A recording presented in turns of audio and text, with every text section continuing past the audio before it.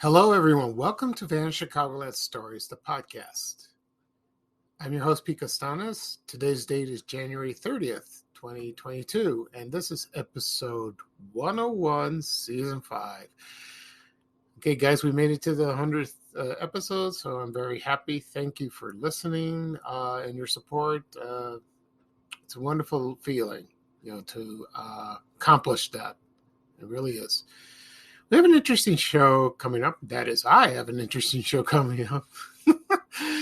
It's a terrible habit I got. I apologize. I'm going to talk about forgotten brands of sliced bread. A couple made in Chicago. Others, they were sent from other cities, like, for example, New York or Boston. And I will mention some brands, and it'll trigger your memory. It'll be kind of a lot of fun, and we'll see how it goes. Right now, we'll go into a commercial break. This program is brought to you by Wonder Bread, and here's a commercial from the 1970s, and it's from the Fresh Guys. So just listen, and after the commercial, I will explain. Okay, here we go. Uh-oh, here comes trouble. It's the lady in charge of the school cafeteria. Smart shopper. Squeezes bread to see if it's fresh. Then she'll see why they call us the Fresh Guys. Imagine, every loaf of Wonder is wrapped warm from the oven. In this Stay Fresh wrapper. No wonder we stay so fresh. And pass the squeeze test. Oh, that's smart. Wonder Bread, one squeeze proves we're the Fresh Guys. Woo! This episode is brought to you by Google Gemini. With the Gemini app, you can talk live and have a real-time conversation with an AI assistant. It's great for all kinds of things, like if you want to practice for an upcoming interview, ask for advice on things to do in a new city, or brainstorm creative ideas. And by the way, this script was actually read by Gemini. Download the Gemini app for iOS and Android today. Must be 18 plus to use Gemini Live. All right, everyone, I am back. I hope you enjoyed the commercial. That was a commercial for Wonder Bread in the 1970s. It was partially animated. It was two loaves of bread with eyes, nose, mouth, and they spoke. And I remember this when I was little. And the lady would come over and they would squeeze the bread to see if it's fresh, just like Charmin bathroom tissue. That's what it reminds me of. And then the funny thing about that commercial, it reminds me of the old commercials for Pop-Tarts when they have Milton the Toaster, if you remember that. If you grew up in the 70s and if you watch television in the afternoon or in the morning, they show the commercial and Milton would be talking about that. He's kind of cute. Okay, and that's what the topic's going to be about. It's going to be about forgotten brands of sliced bread in Chicago. I'm going to talk about brands that are still here too, and my memories of seeing those forgotten brands in stores or at home. First, I'm going to talk about a couple things happened this week. Let's see. This is an anniversary today. There was a TV show premiered today, January 3rd, 1972, and it was called Ink, and it was called Interesting News for Kids, and it was hosted by the longtime anchor man on Channel 7 WLS, Fahey Flynn. And he had a co-host, and she was a teenager. And her name was Susie Street Noise, but her real name was Joni Sandler. And I couldn't find information about her, not much. I don't know if she's alive or dead. I don't know, no idea. And then she had some puppets, and I can't think of the name of the puppets right now. One it was a talking hamburger or something. I think it was called Burgermeister, something like that. I don't know. Anyway, there's a clip on YouTube. It was a Christmas special hosted by Fahey Flynn. It was called The 7 Greetings, and Susie Street Noise is featured in there. And you can check it out on YouTube. It was provided by Fuzzy Memories TV. I always forget about that. And It was courtesy of Rick Klein. He used the Museum of Classic Chicago Television. So you can check it out. And it's very interesting. And I vaguely remember that show. I really did. I think when I lived in Roseland in the South Side, before I went to church, I think I caught that show, but it wasn't 11 o'clock. So no, maybe I didn't because I left very early. So maybe there were Sundays I didn't go and I saw it. Anyway, so that's it. Very interesting. I have an ad. I will post that maybe tonight and you will see. Okay. The second thing I want to talk about on January 28th, 1922 was the 100th anniversary of when the Chicago Bears. And there was before that, it was called the Decatur Staleys. The owner was A.E. Staley, and they started in 1919. It was founded. They played for about 3 seasons. I don't know, a couple of seasons. And then they moved to Chicago, and they renamed the Chicago Bears. And I found a season pass of the first season as the Chicago Bears. I received an email from a young man. He was about a teenager, 14, 15. He's not a sports fan like me, but his father is a huge Chicago Bears fan, loves football. He eats, sleeps, drinks football all day long.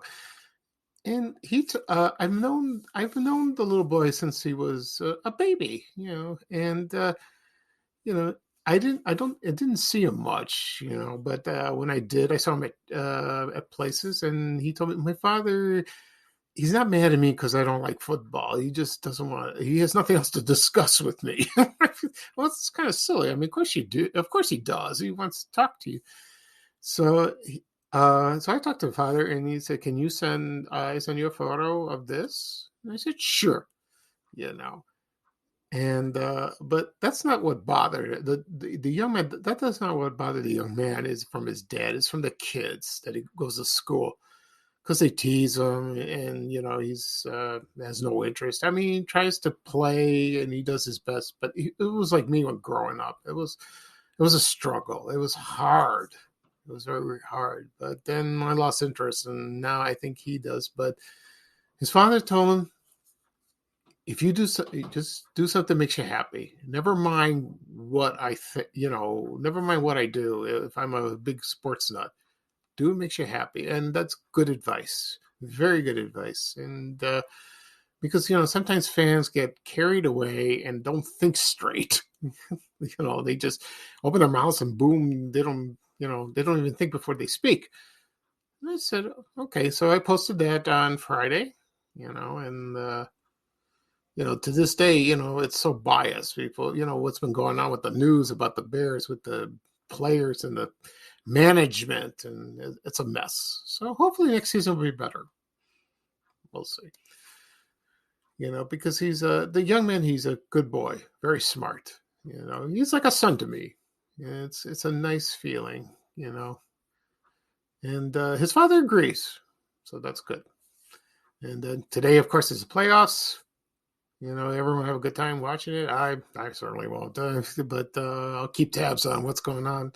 Excuse me. Okay. All right. Now we're going to the subject at hand.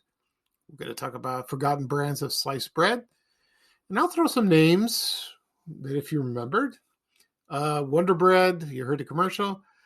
There was a problem, that's been around for over 100 years. And it was owned by the Taggart Baking Company for about a few years. Then it was the Continental Baking Company for about 70 years.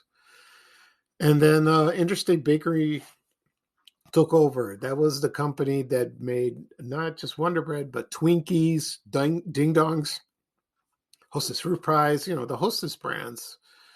In about 2014, they filed for bankruptcy, and then there was no more, and people were upset. There was an outcry. We want them back. And somehow somebody bought the company and bought the products. Twinkies are still made here in Chicago. They really are. I've had a few over the years. It's not the same as when I was a kid. I think because of the trans fats and they changed the formula. But I think it got better, recently. But we'll see. It was tastier back then. So Wonder Bread I have not seen in the stores. Not really. I'm sure it's still around. And it's a good product. I like it. The other brands are, of course, is Wholesome. Wholesome Bread is Chicago made. It was founded here by the W.E. Long Company, and it was from 1908. It was here a long, long time. And a lot of people remember the factory or the sign when you drive on the Stevenson Expressway. You see that sign of Wholesome. And I believe they had a store. And I think there was an outlet store somewhere north. I forgot where. And, my mother never really bought that bread. Very rarely she did. And I heard it's good. And they love, people in Chicago love that bread. And it's still sold. I haven't seen it, but it is in stock in other cities and states, and probably in Puerto Rico, if you could find them, because they import that. And I don't remember many commercials of that Wholesome Wonder Bread. Yeah, I did, but not that one. The other one I want to talk about is Silver Cup. Now, Silver Cup was it's not from Chicago. It is from New York. And it was around for about over 100 years, and it was a very popular brand on the East Coast. And then it came to Chicago. And a lot of people from, I believe in the 50s and 60s, even earlier, they loved that bread so much. They really did. And I remember advertising for when the Chicago Cubs, televised their games or had on the radio, they sponsored that bread, Silver Cup. I never had that cup. I never had that bread, excuse me, not the cup. And it was called, the logo was the world's finest bread. Probably was. And the factory, according to some sources, was on the south side, and it was near, I can't pronounce the name of it's called the Schulze Baking Company. It's located like on Garfield Boulevard and by the Dan Ryan right there. And the building's still there. I don't think it's in operation anymore. I think they stopped about 5 or 6 years ago, maybe longer, because I think they made butternut. I'll get into that in a second. Then, but Silver Cup was not made at that bakery, at that company. It was made nearby, I think around 54th Street and Federal, around there. They had their own factory. There could be another factory somewhere. I don't know. I don't remember. And I wish I tried that bread. I heard it's very good. And then the original factory in New York, the building's still there, but it no longer manufactures bread. But it's a studio. They film movies and studios. It's on Long Island City. That's the section of Queens in New York. And they still do productions for television and movies, and the sign is still there, I believe. So that's interesting. It really is, and that's good. The other brand I want to talk about this one's interesting is Tip Top. Now that one I remember very well when I was a kid. It was also from the East Coast. It was owned by the Ward Baking Company. What I remember about Tip Top is the logo, the red T, and the part. It's the part of the letter T. You have the left side is red, the right side is blue, and they had very good bread. My mom bought that when I was little. At times, their famous their famous type of bread was Mr. Big. I remember that, and I posted photos of ads on my Facebook page, Van Chicagoland, at times. And so yeah, I remember seeing the trucks when I was little, the Tip Top bread trucks, and it was like, I think it was like orange and white. Yeah, they were pretty, and I remember seeing those. I was fascinated by it. It was good bread, very good bread. There's a Tip Top bread company, but it's in Australia, and I don't think it's related to that. I don't think so, but it's still in business. It really is, and it's nothing like that at all. But they just have the name. They call it Tip Top. Someday I'll ask my cousin. From when she lives in Melbourne, I'll ask her about that. It's very interesting. Okay, other brands of bread that I remember growing up was Butternut, which is still in business. I remember in the 70s when my mother brought that bread, they had prizes in the bread, and they were like these cards of the Peanuts characters. And I remember Snoopy was on the wrapper. And they were like little comic strips or like prizes, and it was in the bread. And it was fascinating. And I remember once DC Comics featured cards of characters, like, for example, Batman, Superman.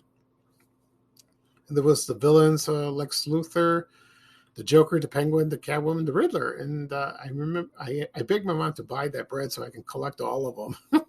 I didn't get all of them. But, there was a picture of the villains or the heroes, and then you turn around and you read a little comic strip on the back, and it was fun. I like that. And I found those on the internet.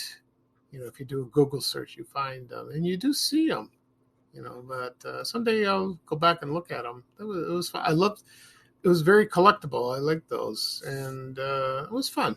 It really was. Other brands that I remember, when A&P was in business, they had Jane Parker bread, and that was very good. Jane Parker made a lot of products. They made donuts, bread, also other fruit cakes, pound cakes. Their famous one was Spanish bar cake.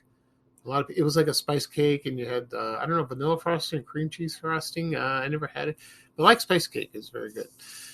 And let's see, when Dominick's was in business, they had Nancy Martin. I remember that. Yeah, I remember that very well. There was another bread brand called Butter Made. A lot of people remember that, and I used to see that probably maybe Jewel, Dominick's. I don't know what happened to it. It was pretty good. I remember that. And let's see what else. And other local stores had their own brands. Like I remember Certified Grocers. They had Centralia. I saw that about a few years ago. They don't make it anymore. It was pretty good. It really was. I'm a white bread person. I still do. I know it's not that healthy. Wheat bread is better. Then they have multigrain. That's supposed to be good for you, but it tastes weird to me. It really does. So also, this is a funny story. When people ask me what's your favorite sandwich as a kid, everyone loves peanut butter and jelly. Some people don't. For me, this is very odd. I don't like peanut butter and jelly together. No, it tastes strange to me. I either have a peanut butter sandwich or a jelly sandwich, and then they're both delicious, but not together. I discovered Fluffernutter a few years ago.